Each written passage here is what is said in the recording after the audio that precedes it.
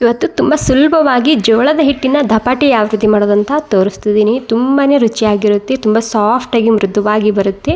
Just ಮೊಸರಿದ್ದರೆ ಸಾಕು, ಇದನ್ನು ನೀವು ಹಾಗೆ ಕೂಡ ತಿನ್ಬೋದು. ಮೆಣಸಿನ್ಕಾಯಿ, ಹಸಿ ಶುಂಠಿ, ಬೆಳ್ಳುಳ್ಳಿ, ಈರುಳ್ಳಿ, ರೆಡ್ ಖಾರದ ಪುಡಿ, ಹಾಗೆ ಅರಿಶಿಣ, ಅಜವಾಯಿನು, ಜೀರಿಗೆ, ಕೊತ್ತಂಬರಿ ಸೊಪ್ಪು ಮತ್ತು ಕರಿಬೇವಿನ ಸೊಪ್ಪು, ಹಾಗೆ ರುಚಿಗೆ ಬೇಕಾದಷ್ಟು ಉಪ್ಪು, ಒಂದು ಸ್ವಲ್ಪನೇ ನೀರನ್ನ ಹಾಕ್ಕೊಂಡು ಎಲ್ಲನೂ ಸೇರಿಸಿ ಸ್ಮೂತಾಗಿ ರುಬ್ಕೊಂಡು ತಗೋಬೇಕು.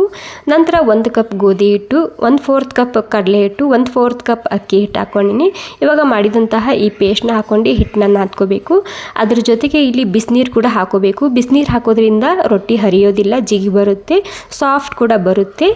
ಬಿಸಿನೀರನ್ನ ಹಾಕ್ಕೊಂಡು ಹಿಟ್ಟನ್ನ ನಾದ್ಕೋಬೇಕು. ಹಿಟ್ಟು ನಾದುವಾಗ ಗಡ್ಬಡ್ ಮಾಡಬಾರ್ದು, ಸ್ಲೋಲಿ ಆಗಿ ಒಂದು 10 ನಿಮಿಷ ಈ ರೀತಿ ಜೋರು ಹಾಕಿ ನಾದೋದ್ರಿಂದ ರೊಟ್ಟಿಗೆ ರುಚಿ ಇನ್ನಷ್ಟು ಹೆಚ್ಚಾಗುತ್ತೆ, ಹಾಗೆ ಬಡಿವಾಗ ಕೂಡ ರೊಟ್ಟಿ ಹರಿಯೋದಿಲ್ಲ.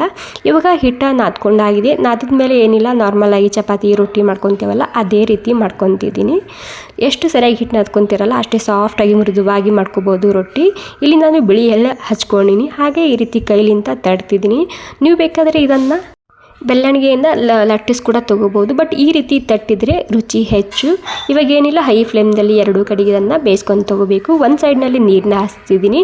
ನೀರು ಹಚ್ಚಿದ ಮೇಲೆ ಜಾಸ್ತಿ ಹೊತ್ತು ಬಿಡಬಾರ್ದು, ಜಲ್ದಿನೇ ಅದಕ್ಕೆ ಹಾಕಬೇಕಾಗುತ್ತೆ. ಎರಡೂ ಸೈಡ್ನಲ್ಲಿ, ಒಂದು ಸೈಡ್ನಲ್ಲಿ ಎಣ್ಣೆ, ಒಂದು ಸೈಡ್ನಲ್ಲಿ ನೀರನ್ನ ಹಚ್ಕೊಂಡು ಹೈ ಫ್ಲೇಮ್ದಲ್ಲಿ ರೊಟ್ಟಿನ ಬೇಯಿಸ್ಕೊಳ್ಳಿ. ಸೂಪರಾಗಿರುತ್ತೆ, ತುಂಬ ರುಚಿಯಾಗಿರುತ್ತೆ ಈ ರೊಟ್ಟಿ. ನಮ್ಮ ಉತ್ತರ ಕರ್ನಾಟಕದ ಪ್ರಸಿದ್ಧ ರೆಸಿಪಿ ಇದು, ಎಲ್ಲರಿಗೂ ತುಂಬಾ ಇಷ್ಟ ಆಗುತ್ತೆ. ಓಕೆ, ನಿಮಗೆ ಕೂಡ ಇಷ್ಟ ಆಗಿದ್ರೆ ಒಂದು ಲೈಕ್ ಮಾಡಿ. ಥ್ಯಾಂಕ್ ಯು ಸೋ ಮಚ್ ಎಲ್ರಿಗೂ.